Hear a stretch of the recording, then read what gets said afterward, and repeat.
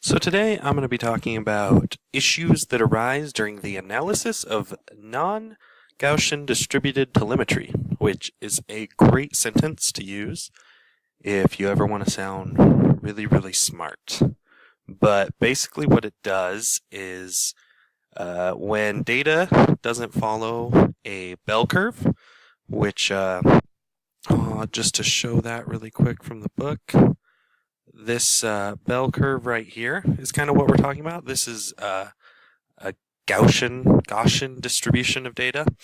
And, when we use our standard deviations based on this, we're going from that middle point and looking for any data that falls either far to the right side or far to the left side. But the problem is that this only really works for data that follows this shape, follows this curve. Later in the book here, it shows this data that does not have that shape.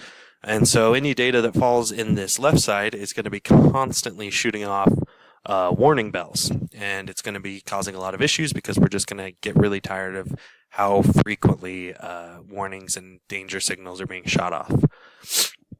An example of when somebody was confronted with this type of data is Netflix.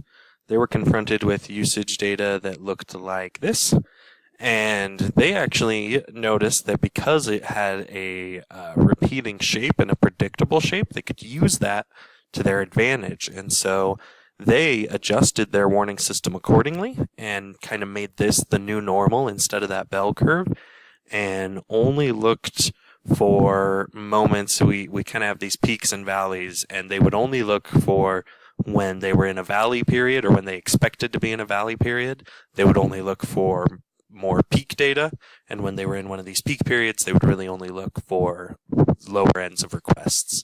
And so they use that to their advantage to create an effective system of analyzing telemetry.